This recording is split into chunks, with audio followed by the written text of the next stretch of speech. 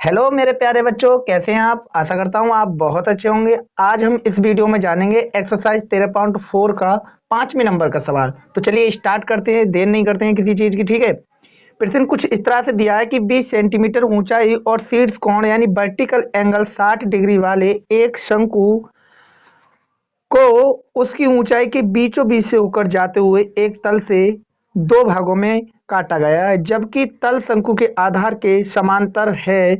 यदि इस प्राप्त शंकु के छिन्नक को व्यास 1/16 सेंटीमीटर वाले एक तार के रूप में बदल दिया जाता है तो तार की ऊंचाई या लंबाई ज्ञात कीजिए। ठीक है, हमें तार की लंबाई ज्ञात करनी है।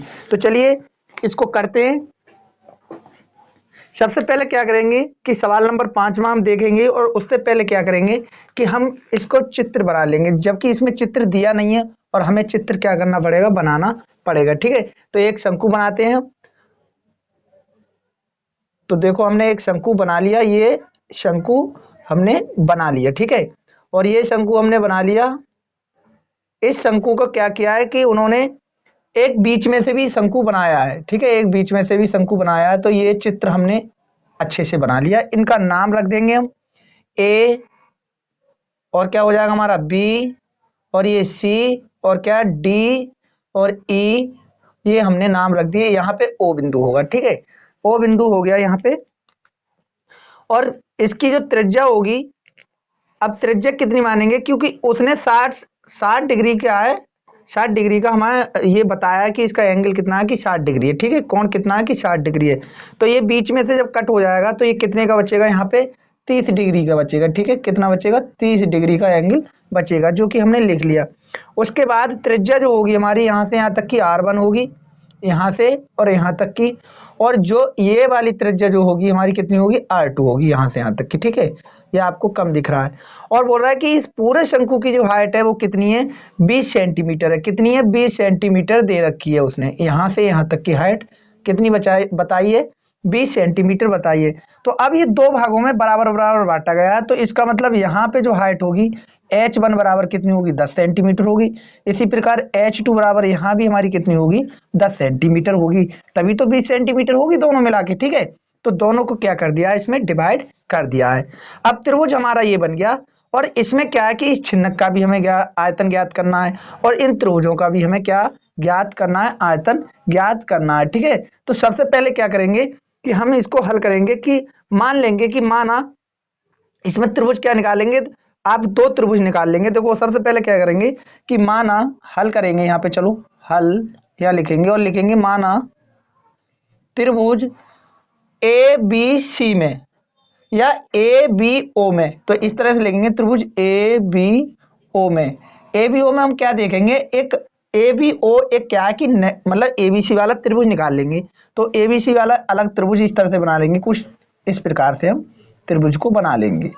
यहाँ पे हमने बना लिया और इसको अलग निकाल लिया हमने। ये ओ बिंदु है, ओ बिंदु मेंशन कर दिया हमने। और क्या करेंगे कि ए और बी और सी, ये वाला हमने त्रिभुज पूरा निकाल लिया। इसमें आप देखोगे कि H1 और H2 दोनों आ जाएंगी।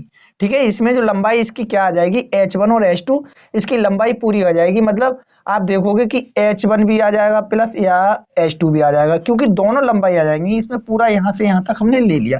ठीक है, इसके बाद हम क्या करेंगे कि आप देखो कि हमने इसको उठा लिया, और यहाँ जो त्रिज्या आ जाएगी कितनी आ जाएगी, R1 आ जाएगी। ठीक है, इसको हमने पूरा उठा लिया और इसका एंगल कितने का होगा, 30 डिग्री का होगा। तो अब देख रहे हैं कि त्रिभुज ए बी ओ में, तो ए बी ओ में हम क्या देखेंगे कि जो मतलब जो एंगल दिया है कितने का दिया है, 30 डिग्री का दिया है। तो यहाँ पे लिखेंगे ए बी ओ में टेन 30 डिग्री बराबर। तो 30 डिग्री बराबर क्या होता है, अब टेन बराबर क्या होता है, लंबटे कड़, लंबटे आधार होता है। सॉरी, लंबटे कड़ नहीं होता, लंबटे आधार होता है। क्योंकि आप ट्रिग्नोमेट्री में पढ़ चुके हैं, लाल बट्टे कक्का से आप इसको याद रख सकते हैं। ठीक है, ये जो लंबटे कड़ होता है साइन थीटा होता है, और आधार बट्टे कड़ कॉस थीटा होता है, और लंबटे आधार क्या होता है हमारा, टेन थीटा होता है। इसी प्रकार इसके उल्टे भी होते हैं। ठीक है, तो इनको बताने की जरूरत नहीं है, ऑलरेडी तुम जानते हैं इसको। ठीक है, तो अब क्या करेंगे कि ये लंब बटे आधार हो गया। ठीक है, तो अब क्या करेंगे कि हमारा जो लंब है वो कितना हो जाएगा, और इसका मान हो जाएगा जो 30 डिग्री का जो मान होगा 1/√3 होगा बच्चों। और लंब कितना मानेंगे, R1 मानेंगे इसका। और हमारा जो आधार होगा वो ये होगा H1H2, H1 प्लस H2 हमने मान लिया, ठीक है। तो 1 अपॉन क्या हो जाएगा हमारा √3 हो जाएगा, और R1 हमारा ऐसे ही रहेगा। और क्या करेंगे, H1 का मान कितना दिया है 10, और H2 का भी मान कितना दिया है हमारा 10 ही दिया है, ठीक है। तो हम यहाँ निकाल लेंगे 10 + 10 हो जाएगा। तो अब क्या हो जाएगा 1 अपॉन √3 हो जाएगा, और ये हो जाएगा हमारा 1 अपॉन यानी R1 अपॉन कितना हो जाएगा 20, ठीक है, ये हो जाएगा। अगर आप इसको करोगे तो R1 का जो वैल्यू आएगा 20 अपॉन कितना आ जाएगा √3 आ जाएगा। अब हमने क्या निकाल लिया, R1 निकाल लिया। इसी प्रकार हम क्या निकालेंगे, R2 निकालेंगे, लेकिन R2 अब इस वाले त्रिभुज में निकालेंगे, जो दिया है, जो शंकु ऊपर वाला शंकु दिया है इसमें निकालेंगे, ठीक है। अब क्या करेंगे कि त्रिभुज ADO में, यहां भी O मानेंगे, कैसे कि माना त्रिभुज ADO में कैसे होगा, इसका अलग निकाल के दिखाते हैं। इसका जो शंकु होगा ऊपर वाला, जैसे हम बना लेंगे यहाँ पे एक शंकु, इस तरह से बना लिया हमने शंकु ऊपर वाला, तो ये बन गया, और यहाँ से ये O बिंदु हो जाएगा, और AD, तो A और हमारा D, ये हमारा D हो जाएगा भाई, तो क्या हो जाएगा, ये D हो जाएगा, और ये हो जाएगा E। तो अब इसमें यहाँ R2 है, ये त्रिज्या इसकी, तो इसमें लेंगे ADO में इस त्रिभुज में लेंगे, और इसकी जो हाइट है H बनी रहेगी, ठीक है। तो अब क्या करेंगे, इसमें लेंगे तो एंगल हमारा 30 डिग्री लिया जाएगा। एंगल कितना लिया जाएगा हमारा 30 डिग्री लिया जाएगा, तो 30 डिग्री एंगल ले लेते हैं। तो सबसे पहले क्या करेंगे, 10 लेंगे, 10 30 यानी 30 बराबर लंब बटे आधार, तो हमारा ये हो जाएगा R2 ऊपर पहुंच जाएगा, और H ये जो है H1 नीचे आ जाएगा, ठीक है। तो इसका मान होगा हमारा 1 अपॉन √3, और R2 ऊपर ही रहेगा, और H1 का जो मान हो जाएगा कितना आ जाएगा हमारा 10 आ जाएगा, ठीक है। क्रॉस मल्टीप्लाई करोगे तो R2 बराबर कितना आ जाएगा 10 बटे √3 आ जाएगा। तो R1 और R2 के मान तो हमने यहां से निकाल लिए, ठीक है। अब बोल रहा है कि इसका हमें क्या निकालना है, हमें इस छिन्नक का आयतन निकालना है। तो छिन्नक कहाँ है, छिन्नक ये वाला पार्ट है, छिन्नक का अलग हम बताते हैं कि छिन्नक का क्या करना है। जैसे छिन्नक का हम फॉर्मूला आपको बताएंगे, उससे पहले आपको छिन्नक का चित्र बना दे रहे, ठीक है। तो ये बना दिया हमने, देखो ये बन गया छिन्नक। इसके दोनों सिरे क्या है, खुले हुए हैं, ठीक है। ये छिन्नक हमने बना दिया, ये छिन्नक बन गया। अब क्या करेंगे कि इसमें हमें क्या करना है, ये तो R1 है ही हमारा, और यहाँ पे क्या है R2 है हमारा, और यहाँ इसके हिस्से में क्या आ रहा है H2 आ रहा है, यानी H2 बराबर हाइट कितनी है 10 सेंटीमीटर है। तो अब छिन्नक का आयतन जब निकालेंगे वॉल्यूम, तो छिन्नक का आयतन का फॉर्मूला क्या होता है वो बताते हैं। यहाँ लिखेंगे छिन्नक का आयतन बराबर, इसका फॉर्मूला होगा 1/3 पाई R1 का स्क्वायर प्लस R2 का square plus R1 into R2, और क्या हो जाएगा H हो जाएगा। लेकिन छिन्नक की जो हाइट है क्या है H2 है, कितनी दे रखी H2 दे रखी, यहाँ भी तो यहाँ पे H2 दर्शाएंगे हम, ठीक है। इसके बाद हम लिखेंगे 1/3 पाई R1 का जो मान आया था 20 अपॉन में √3, इसके ऊपर होल स्क्वायर लगा दो, ठीक है, और प्लस ये आया 10√3 अपॉन में, और ये स्क्वायर लगा दो, फिर R1 का मान 20 अपॉन √3, फिर गुणा में R2 का मान 10 अपॉन √3, और फिर क्या होगा H का मान 10 ही है हमारा, ठीक है। सबकी वैल्यू हमने रख ली। इसके बाद क्या करेंगे, इसको हल करेंगे कि पाई को ऐसे रहने देंगे, तो लिख लिया, और इसका मान कितना हो जाएगा, तो ये 400 हो जाएगा बच्चों, और ये 2 बार जब रूट और रूट की गुणा करते हैं तो रूट क्या हो जाता है हट जाता है। इस तरह से आप जब भी गुणा करोगे √3 × 3 रूट में, तो क्या हो जाएगा 3 हो जाएगा। आप 2 की करोगे तो 2 भी रूट से, आप किसी भी नंबर की आप जब रूट में गुणा करते हैं तो वो रूट क्या हो जाता है अपने आप में हट जाता है, ठीक है। तो इस तरह से हमने क्या किया कि आप इसकी करेंगे 20 की 2 बार गुणा करोगे तो 20 दूनी 20 में 20 कितना हो जाएगा 400 हो जाएगा, और रूट की करोगे तो आप क्या करोगे कि रूट इसका हट जाएगा नीचे से, प्लस इसी प्रकार इसको करेंगे तो ये 100 हो जाएगा, और यहाँ 3 आएगा, प्लस यहाँ बात करते हैं, यहाँ क्या करोगे कि ये 200 हो जाएगा ऊपर, और आप रूट की गुणा करोगे तो ये 3 आ जाएगा, और यहाँ ये मल्टीप्लाई में 10 चल ही रहा है हमारा, ठीक है। अब देखते हैं कि 1/3 हो जाएगा और गुणा में पाई हो जाएगा। अब यहाँ पे क्या करेंगे, इन सब के नीचे 3 है तो इनका आधार क्या हो जाएगा, 3 ही हो जाएगा, ठीक है। और देखो 400, 200, 600 और 1 700, ये सब कितने हो गए, 700 हो गए। और गुणा में यहाँ 10 चल ही रहा है, ठीक है। तो यहाँ करेंगे 1/3 और पाई, और ये 700 की गुणा आप 10 से करोगे तो 7000 हो जाएगा, सीधा सीधा एक जीरो और बढ़ जाएगा और अपॉन में कितना हो जाएगा, 3 हो जाएगा। ये क्या आ जाएगा, ये छिन्नक का आयतन आ जाएगा। क्या आ जाएगा, ये छिन्नक का आयतन आ गया, ठीक है। इसके बाद हमें क्या करना है कि वो कह रहे हैं कि इस छिन्नक को कूट के पीट कर एक पतला तार बनाया गया है। तार बनाया गया है जिसका जो व्यास दिया है 1/, कितना दिया है, 16 दिया है, ठीक है। 16 सेंटीमीटर दिया है ना। अब देखते हैं आगे। तो छिन्नक को पीटकर क्या बनाया गया है, एक लंबा पतला तार बनाया गया है। तार कैसे बनाया गया है कि तार भी इस तरह से बनाया गया है, ये बेलन के आकार का ही तार होगा, इस तरह से तार होता है। तो आप देख लो, ये भी अपने आप में क्या लग रहा है, एक बेलन ही लग रहा है। और इसका जो ब्याज दिया है यहाँ पे, ये जो ब्याज दिया है उसका कितना दिया है, 1/16, 16 सेंटीमीटर दिया है उसने, ठीक है। ये ब्याज दिया है इस तार का, ये तार है और ये तार है। और इस तार की क्या पूछी है उसने कि तार की लंबाई ज्ञात कीजिए, यानी एल का मान हमें ज्ञात करना है, ये हमें बताना है, ठीक है। तो क्या करेंगे कि सबसे पहले देखेंगे कि तार का व्यास लिखेंगे, तार का व्यास यानी डी बराबर कितना दिया है, 1/16 सेंटीमीटर, ठीक है बच्चों, इतना दे रखा है उसने। अब बात करेंगे कि इसकी त्रिज्या की, तो त्रिज्या व्यास की कितनी होती है, आधी होती है भाई। तो आर बराबर कितना हो जाएगा, 1/, देखो 8 मत कर देना यहाँ पे, 1/, कभी 8 कर दो ये आधा हो जाए, नहीं। व्यास का मतलब क्या होता है कि जब आधा करोगे तो 1/2 से मल्टीप्लाई करना होता है। तो ये 16 हो गया और यहाँ पे 1/2 से मल्टीप्लाई करोगे तो आर बराबर कितना आ जाएगा, 1/32 सेंटीमीटर उसकी त्रिज्या आ गई इस तार की, ठीक है। अभी तार बेलन के आकार का है तो हम क्या करेंगे, इसका आयतन ज्ञात करेंगे, यानी तार मतलब बेलन का आयतन, ठीक है। बेलन का आयतन, जब आप बेलन का आयतन करोगे तो फॉर्मूला लगाओगे पाई आर स्क्वायर एच, और एच यहाँ पे पूछा नहीं है उसने, पूछा क्या है, एल पूछा है। तो एच और एल दोनों एक ही हैं, हाइट की बात कर रहा है तो यहाँ एल लिखेंगे, ठीक है।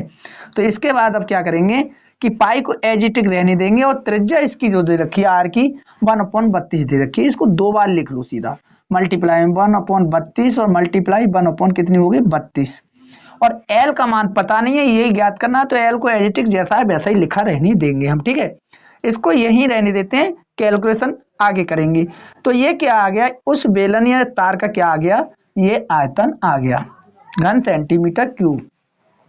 इसके बाद क्या करते हैं कि हम उस छिन्नक का आयतन और बेलन का आयतन दोनों को इक्वल करेंगे। तो लिखेंगे छिन्नक का आयतन बराबर तार का आयतन या बेलन का आयतन, ठीक है, आयतन इस तरह से रखेंगे। अब छिन्नक का आयतन कितना आया था, 1/3 मल्टीप्लाई में पाई और मल्टीप्लाई में कितना आया, 7000, और अपॉन में नीचे कितना आया था हमारा, 3 आया था, ठीक है, इतना ही आया था। इसके बाद इसको लिखेंगे कि पाई और मल्टीप्लाई में 32 और मल्टीप्लाई में फिर 32 और हमारा ये हो जाएगा एल, ये हो जाएगा।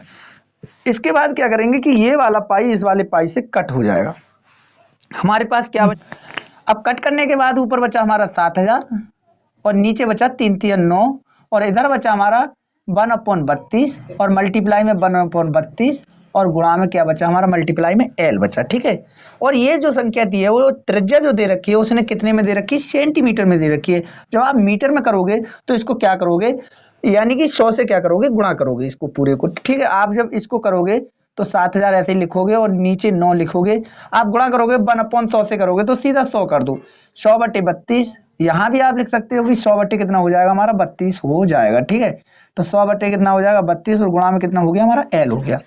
इसके क्या करोगे, क्रॉस मल्टीप्लाई करोगे, तो क्रॉस मल्टीप्लाई करने के बाद ये संख्या ही पलट जाएंगी, यानी कि ये संख्या इधर आ जाएगी, तो ये 32 7000 के साथ चला जाएगा, यानी कि 32 गुणा 32, ठीक है, ये हो गया।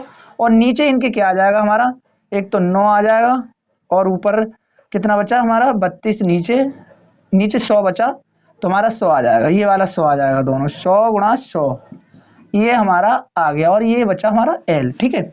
इसके बाद हमें क्या करना है कि ये 2 जीरो ये है तो 2 जीरो से ये 2 जीरो काटो, यहाँ से 1 जीरो बचा, ये 1 जीरो से 1 जीरो कट जाएगा।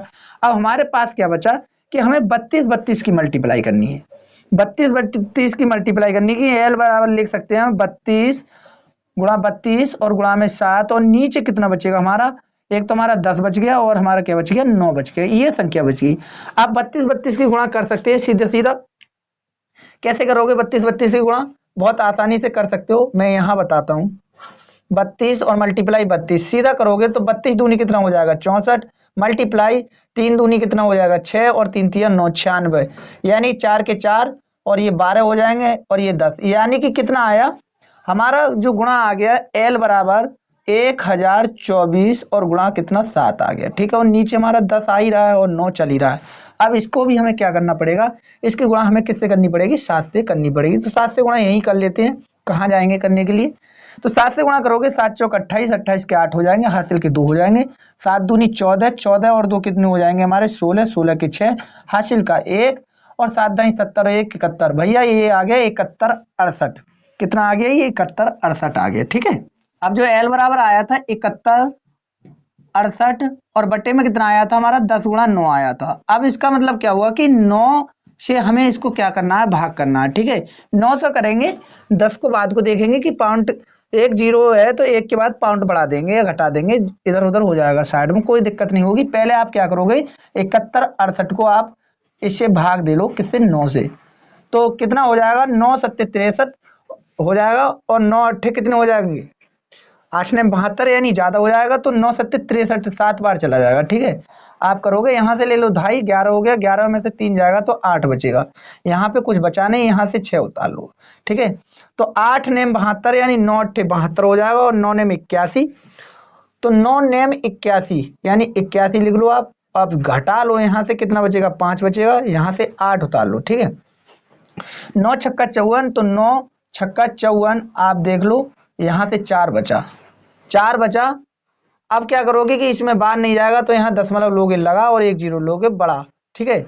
और 9 चौक 36 यानी 4 बार चला गया, तो यहाँ पे अब कितना बचा, फिर 4 बच गया 1 जीरो, 9 चौक 36 और हमारा फिर 4 बच जाएगा तो 9 चौक 36, यानी कि इतना आंसर आएगा। ये आंसर कितना आया इसका कटने के बाद, यानी 796.444 ये आ जाएगा। और बचे नीचे कितने हमारे 10 बचे, तो ये इससे कट गया।